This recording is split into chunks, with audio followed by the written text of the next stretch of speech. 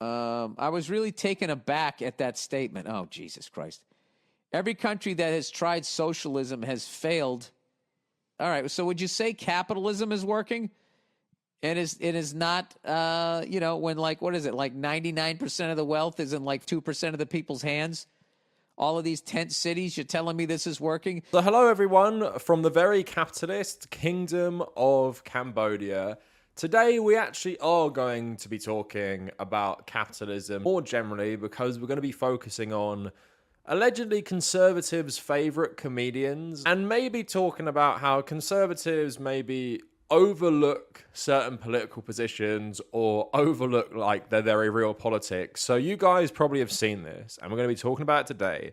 But there's been this Bill Burr clip from his podcast going round talking about capitalism and talking about socialism.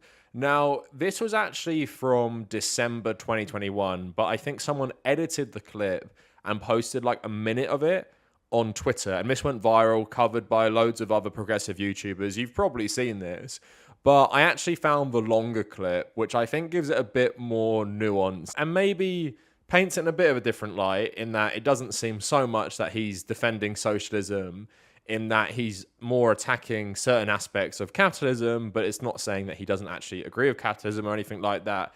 So what we're going to do today is we're just going to look at like George Carlin and look at the stuff that he kind of said, because he was like controversial. It's not like he was a straight up politically correct guy or anything, but he had loads of takes about economics and the poor and American politics, which I feel quite similar to Bill Burr. And I guess we're going to ask the question, are these people similar? Is this like a new George Carlin for the 2020s? Now, you guys might already be saying, no way, no way. And I'm going to hold off on my verdict on this just for a bit to make the video a bit more interesting. So what we're going to do is just go through some stuff George Carlin said just to frame the video.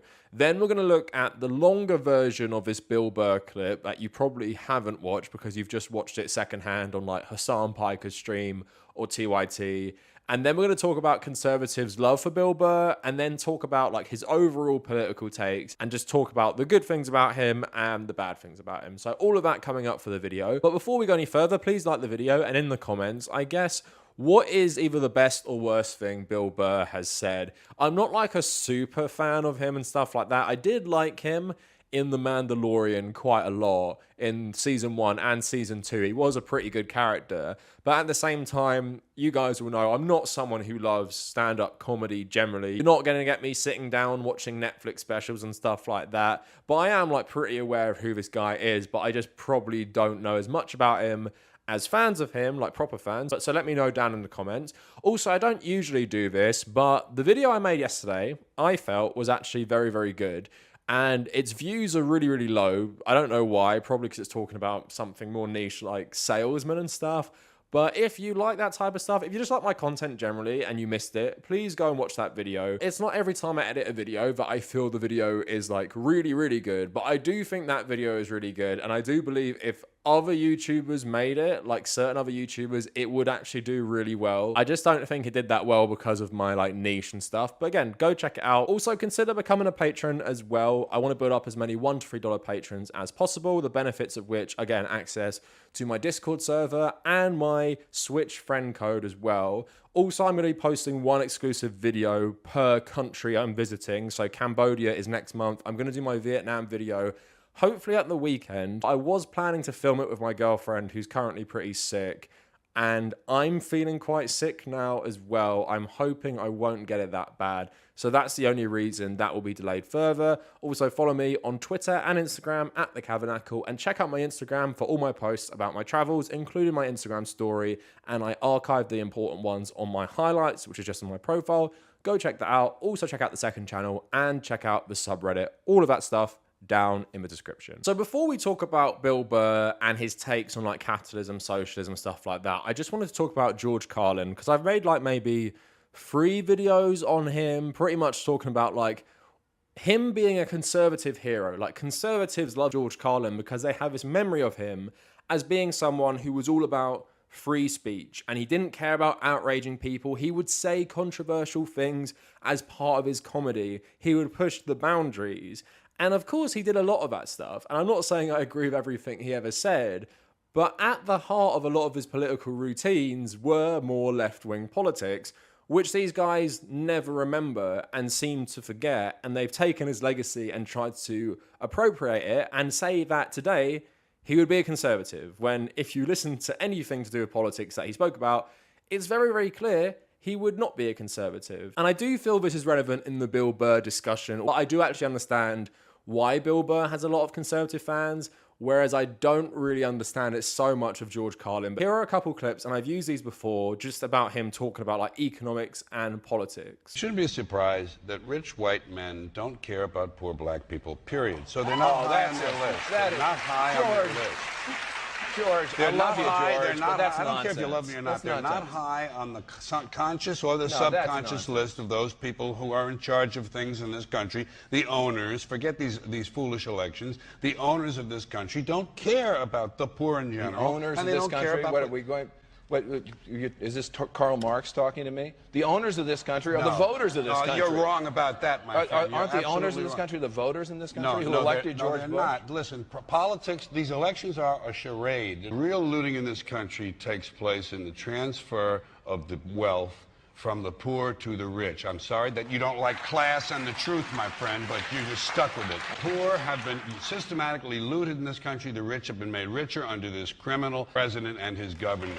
They spend billions of dollars every year lobbying to get what they want.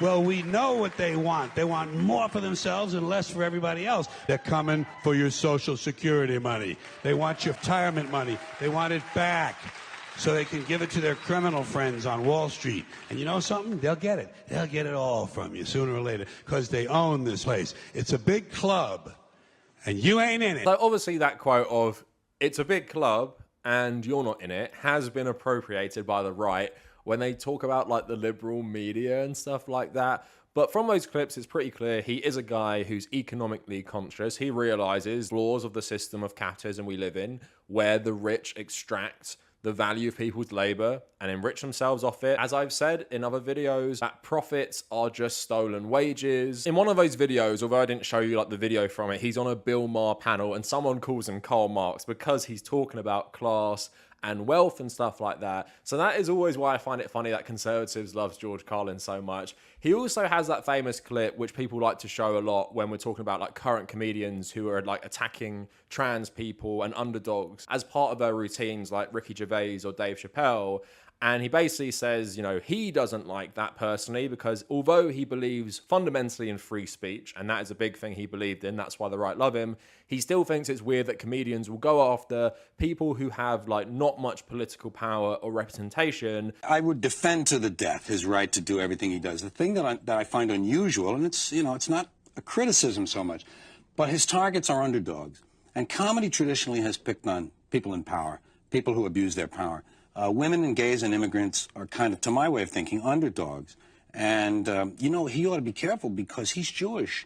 And a lot of the people who want to pick on these kind of groups, the Jews are on that list. So yeah, George Carlin was not a perfect person at all. George Carlin wasn't perfect in terms of his politics, but it's pretty clear he had a pretty good mind when it came to economics and came to the reality of what America is and cut through like the BS and just said what he thought. And I think that sometimes good comedians, that's what they're good for, because although they're not like politically correct and they're not sensitive to a lot of issues, which is a flaw of theirs, they also often just say stuff which a lot of people are too scared to say. Like George Carlin was saying this during the hysteria of the Bush presidency, when a lot of people were too scared to talk like how he was talking about the reality of the American empire and stuff like that. So like I said, I guess the title of the video is Bill Burr like a new George Carlin? I'm talking more in terms of politics. So now we're going to talk about that viral clip of Bill Burr responding to a viewer who's complaining about him saying,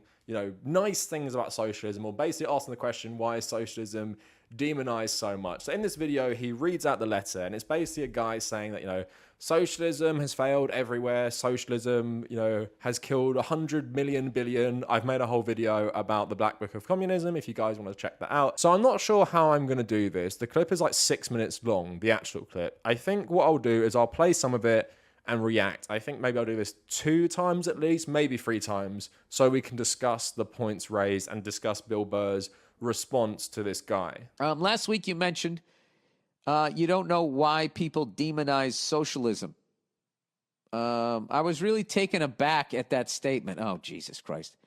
Every country that has tried socialism has failed, and it's responsible for tens of millions of deaths. All right, so would you say capitalism is working? And it is not, when what is it, 99% of the wealth is in 2% of the people's hands? All of these tent cities, you're telling me this is working? You don't think capitalism is responsible for tens of millions of deaths? Anyway, Russia, Germany, China, Cuba, and most recently Venezuela have tried, or right now are socialist countries. As far as I know, whatever Cuba was trying to do, we prevented them from doing with an embargo or whatever the hell we did. We've been with them for 60 years. So I think you're looking at what a lot of people do is you look at your own country through rose-colored glasses the same way you look at your own sports team like, oh, my team doesn't cheat, but your team does. I'll be honest with you. I don't think any form of government works because there's human beings running it, and there is inherently going to be backdoor deals, and people, are just going to have the in, and they're going to pay off politicians and all of that. Okay. What I do like about this here is that you have the opportunity to move up. You're not stuck with where you're at. So in this first clip I've shown you, he is saying he likes capitalism in that you're not stuck in one class, right? So in the clips you've been seeing throughout the internet and people reacting to it, they've actually edited this part out. From what I've seen, I haven't actually heard this one in other clips from the original. But I do like what he's saying there, and I do think it's a point that even people on the left need to remember. He is basically saying that capitalism is not held to the same standard as communist, socialist-run countries, because he's saying well, if communism killed so many people, what do you think about capitalism? Is that completely, innocent? It's never caused any deaths and stuff like that. And of course, that's a very important point to bring up. I come from an Irish background. I talk about it a lot. You guys will know about the Irish famine. Now, the Irish famine was caused by capitalism, by laissez-faire capitalism. Ireland had enough food to feed its entire population, but because they didn't interfere in the market, businessmen just kept exporting all the food out of Ireland, so people had to flee or die in their hundreds of thousands because they didn't have access to food. But fun fact, potatoes weren't the only thing Irish people ate. They ate plenty of other things, but the whole system of capitalism made sure they didn't have enough food. So do we count that as deaths of capitalism? I'm glad he brought that point up, because we never talk about capitalism like that, and we should talk about capitalism like that. But also something I think the left should remember, he's talking about this guy saying to him, socialism has failed in every country it's ever been tried. And a lot of people get mad at me when I talk about Vietnam being communist and stuff like that. So what I want to say is success for socialist run countries or communist run countries, not actually socialist or communist countries, they're run by a socialist or communist party. I think the metric of success is always viewed through a Western lens, right? So we don't talk about how the Soviet Union did make good strides in educating people, giving people jobs, giving people houses and stuff like that. Of course, we can talk about all the criticisms of the Soviet system, of the Cuban system, but we never talk about the good things, especially in terms of providing basic necessities or basic education or basic housing to people. We don't talk about those things. And yeah, wouldn't I love it if all these communist-run countries had great free speech and stuff like that? Of course I would. I'm a guy who can only make a living based on relative free speech, right? But at the same time, I still recognize how communist parties existing in a global capitalist system have improved their countries, like Cuba, like Vietnam, like China, and even the Soviet Union. Like I said, a lot of you will hate China and the Soviet Union, but there's definitely things that they did which improved the lives of their citizens. And we never talk about that. We just talk about 100 billion killed, 100 billion million, while in terms of capitalism, everyone says, well, that just raised everyone out of poverty. So like he's saying in that clip, it's like a sports team, right? And he's saying you're viewing it through rose-tinted glasses. So America is the best ever, never done anything wrong. Capitalism is awesome.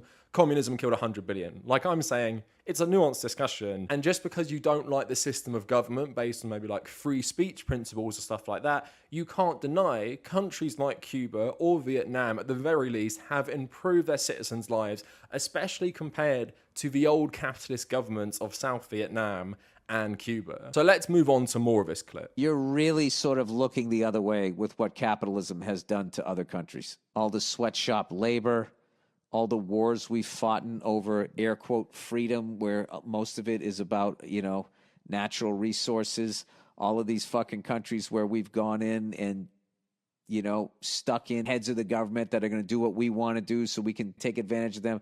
Like, I mean, to sit there and look at capitalism like it's, you know. But once again, I don't even think you can blame capitalism on that. I think you just can blame sociopathic people that both crave and ascend to positions of power. There. Okay, socialism all starts the same way. Create a boogeyman like corporations, the rich, or a race. Oh, yeah, we've never done that in this country. We've never created a boogeyman. Blame them for all your problems. Yeah, we never did that. The leaders then promised to fix all the problems. Oh, boy. Slowly, the government starts to control every aspect of your life. Why does this sound so familiar? Promise that aren't they like recording all our phone conversations now? And we're slowly on our way to getting microchipped. Promise that everybody will have the same equity and outcome. This creates mediocrity, loss of the middle class. Loss of the middle class. Where have I seen that before? You know, corporations are buying houses now. They're just buying them up. Literally the American dream, buying a house. They're going to take that away in this country. This is everything that we're doing too. Control the media, like promoting the government. Control the media. There's two guys that own the media. So it's not like Bill Burr is endorsing socialism there, but what I do think is funny and what is good and effective in this clip is he's basically saying that you're projecting, like everything you're saying is bad about communism and socialism is stuff that America actively does. And I think there used to be a subreddit, or maybe it was an Instagram page, it was like communism when capitalism, and it was just conservatives airing their grievances with capitalism and saying, this is communism. We're not like communist Russia or communist China. We're America. But as Bill Burr is outlining, all that guy's problems in terms of like control of the media, in terms of the loss of the middle class, in terms of the loss of individual liberty and rights, these are all things being done under a capitalist American government and successive American governments going back years and years, but really going full throttle with the presidency of George Bush. So lots of people are saying that he's like praising socialism in that clip. I don't really think he is praising socialism. I just think he's coming across at it. And as he says in the clip, you know, I think it's like human nature that governments are all bad because of humans who seek power and stuff like that. And in that, you know, worldview, he's just thinking about, you know, yeah, if communist China does all this, America does it too. And he's absolutely like spot on. And the boogeyman thing, the race thing is just bizarre because America has done this so much. America hasn't only done this so much with different, you know, ethnicities and groups of people. It's also done it with literal communism as well. The Red Scare. There were 2 Red Scares in America, and there's currently like another weird one to do with China. There was a Red Scare after the Bolshevik Revolution, and then there was another Red Scare during the 1950s. They literally blacklisted people who were alleged communists from even making movies. Literally full-on crackdown on the First Amendment of people, you know, being communists in America. They were the boogeyman because they meant to be subverting American values. And don't even get me started on things like cultural Marxism and CRT and all these boogeymen that conservatives have, because it's absolutely a very, very thorough list and we can just talk about it all day. So like with many conservatives, when they're talking about communism, alleged communism or socialism, they're actually talking about their own form of government. They're talking about capitalist forms of government, or they're just talking about like general authoritarianism, which does not apply specifically to either ideology. Like you have capitalist countries like Saudi Arabia, for example. You have capitalist countries like Israel, for example. You have authoritarian capitalist countries wherever you look. And then you have like more free capitalist countries. You know, the same with communist run countries. China is heavier on the censorship than Vietnam. You go to Vietnam, you can go on most social media sites, or most Western media sites as well, apart from things like the BBC, and it's, you know, different forms, right? So what I like about Bill Burr and those clips, like I liked with George Carlin, is that he's just not afraid to say it. And clearly some of his audience, you know, they do lean very conservative, as we're going to get into in a bit, but he's still not afraid to say, you know, capitalism has done so many horrible things. American capitalism has done so many horrible things in the last 20 years. You just can't defend it and then use the boogeyman of, but socialism bad, and expect people just to shut up about their criticisms of capitalism and not realize how much capitalism, especially American capitalism out of all forms, really extracts the wealth and is built on the labor of the poorest people in society and creates a 1% which are pretty much untouchable and control all the levers of power. So yes, that was good of Bill Burr. I wouldn't say he's a socialist like a lot of people have been saying. I would just say he's a guy who's not a total idiot and realizes that a lot of the demonization of ideologies like socialism or even communist run countries is based in American hysteria and American fear-mongering. So from that clip there, you'd probably get the sense that Bill Burr is not a conservative. But let's just go through his politics a bit more. And we also have to look at how popular he is on the conservative subreddit, because this is always a good indicator that these people have either liked Bill Burr for a certain reason or have missed maybe some of his other political positions. And one thing I would say to keep in mind when we're reading through his political positions, what I think personally with Bill Burr is he probably leans left, even if he doesn't think he does, because he hates things like liberals and he hates things like liberal feminism and he hates things like liberal media and stuff like that. And a lot of people who might not be into politics as much, they like to lump the left in with liberals when there's a fundamental difference that leftists, communists, people like me, we're against capitalism. Liberals are for capitalism and they love aesthetics of change, but they don't actually love fundamental challenges to the status quo. I'm not sure too much if Bill Burr understands that, but that's why I think he probably would have more in common with someone like me rather than an actual lib, I'm still with her Democrat, or a Trump Republican. But let's get into his politics and why conservatives love him as well. So if you go onto the conservative subreddit and just type in Bill Burr, you see so many posts. You can see how much the right wing are trying to appropriate Bill Burr. So they have Breitbart posts and Daily Wire posts with headlines like, Bill Burr dumps on Little Watch male subsidized WNBA. Where are all the feminists? So posts like this about him saying Gina Carano's firing wasn't a fair move and liberals proved her point. Then saying Bill Burr says he's not interested in apologizing to the mob over jokes, will speak to individuals about specific issues. Some comments on here from an evangelical conservative: make comedy great again. I miss laughing at comedians and not caring or even knowing their political affiliation. Take note, folks, this is a real example of speaking truth to power by a guy with the flair of MAGA Republican. So as we're going to get into, I can kind of see why conservatives like him, but I fundamentally think he would lean more to our side of things rather than liberal or conservative. And just in an article by Distractify about the outrage after his SNL monologue, it has this little segment. So what's Bill Burr's political affiliation?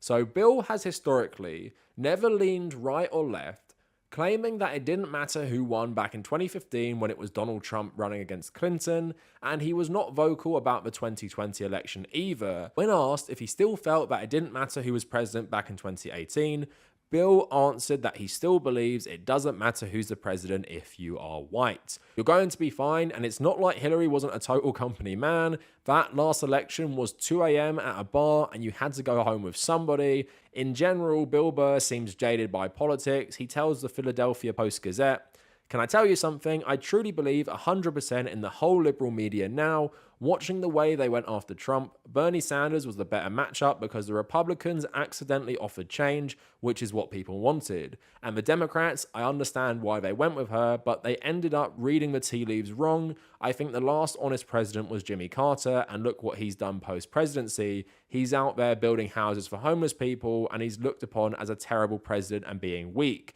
The Clintons are worth over $100 million.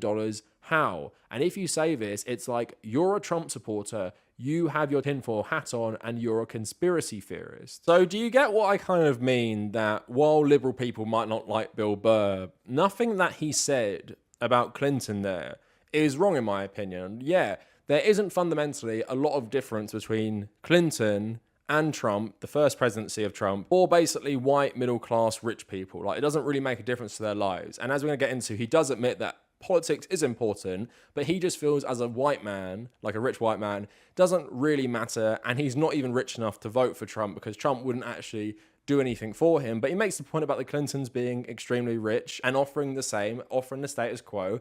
I wouldn't call him a Trump supporter for saying that. I would say he's just someone who recognizes the reality of American politics in that both parties are for neoliberalism, capitalism, and the rich. They're just different sides of it. You know, the Republicans are absolutely extremists on this side, and they have the very religious fundamentalist flavor from all their donors and just various members of the GOP and all this conspiracy theory stuff, where Democrats do have a more like leftist element with people in the squad, but it's massively overshadowed by pretty much right-wing Democrats who are all capitalists and, you know, just for the status quo. So Bill Burr is not wrong in that way. But that is why conservatives love him, because he's saying stuff about Clinton. And he also said stuff about like CNN loving Donald Trump's presidency because it was so good for ratings. Again, that's not something that is wrong. So it was a New York Post article, and I found this being shared in the conservative subreddit. But again, I don't disagree with him here, and I don't think it's a right-wing position to say this. So Bill Burr savages CNN as un-American pieces of who want Trump for ratings. I swear to God, I cannot believe people watch that channel. They're so dumb. So talking about his mother-in-law, she always puts on CNN. And do you know what those morons are doing? They're talking about Trump. It's like, do you think these people care who's president? They want Darth Vader to come back. They want him to come back because they had nothing to talk about, because it's show business.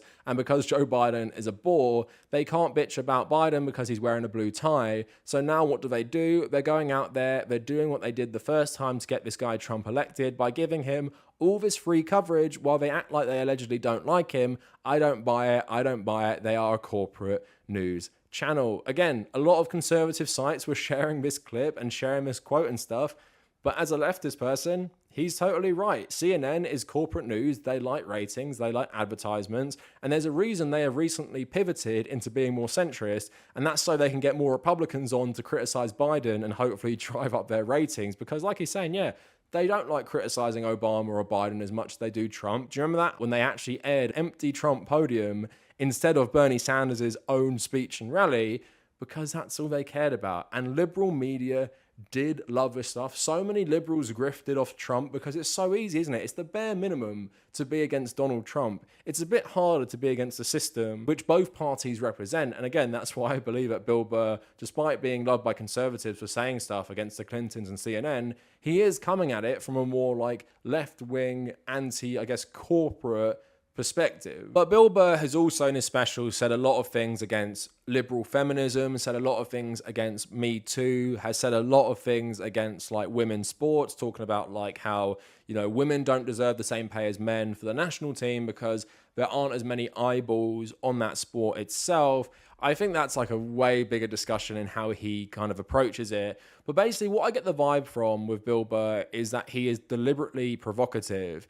And a lot of his takes on comedy sometimes are more like a gut reaction to something. And you just say it without thinking about it, you know, through a lot more because that's more funny, I guess. So with the women thing, he's just saying, you know, if you're such great feminists, go watch the football and make it a more lucrative sport. Not really thinking about, you know, how there isn't easy ways to watch women's football. And I know it's taken off a lot recently in the UK because they did so well at the Euros. But again, if people want to watch it, it has been pretty hard historically to watch it. And it's kind of like a self-fulfilling prophecy. If the government don't put more money in it, if advertisers don't even try and promote it, just no one's going to watch it. But anyway, regardless of the soccer stuff, I think it's pretty clear that Bill Burr is like a lot of other comedians in that they see themselves as these champions of free speech. They like being outrageous. They like provoking people. They like saying controversial things. And a lot of the comedians these days are playing into this very, very easy grift of basically being conservatives now. Like Dave Chappelle talking about the trans stuff, Ricky Gervais talking about the trans stuff, and people like Joe Rogan really grifting towards like Republicans. But I guess it's nice to see one prominent comedian who is loved by conservatives, who has a massive conservative fan base, not jumping off the deep end and just making stupid jokes about mask mandates or promoting people like Ron DeSantis, and actually staying more principled. And I think in that vein, he is more like George Carlin in that he is willing to actually say things that are unpopular and challenge the status quo. And at least it seems like he has a decent understanding of corporate influence and the wealth in America. And that's why he comes at his criticism of liberal things like CNN and Hilary Clinton. But Republicans hear that criticism, they're like, well, he's just like me. He's a conservative who hates Hillary Clinton and he'd love Donald Trump. And it's pretty clear he's attacking these people more from a left-wing perspective because as left-wing people, we don't like corporate news. We don't like the Clintons. We don't like the Democrats. So he would fit in more with our critiques rather than Republican critiques. Now, I will say George Carlin is, of course, way better at the politics stuff. He seems to understand it way better, and he actually incorporates it into his routine. I feel George Carlin is a far more sympathetic person when talking about these things compared to Bill Burr, who says so much inflammatory things, which I disagree with fundamentally, whereas George Carlin did do that to an extent, but I feel like he wasn't as, outrageous as Bill Burr tries to be at certain times and picks his targets when the issue is like most debated over. But overall, I thought this was interesting because I got the perspective as someone who's obviously from the UK and doesn't watch loads of stand-up comedy. I got the perspective from conservatives loving this guy so much that he must be just another conservative comedian. So then it's pretty refreshing to go through his politics and see it's a bit more nuanced. And I think if he actually spoke to some socialist people and more left-wing people, I think he'd find a lot more in common with them than he would with liberals and Republicans. And maybe he can hear about how much we fundamentally hate the same people he hates and has problems with. We don't like the Clintons, Biden, or CNN either. And yeah, we do realize that Republicans are totally brainwashed and project all their problems of capitalism onto so-called socialism as well. So anyway, that is it for the video. Let me know what you guys think down in the comments. And if you've made it this far, thank you for watching.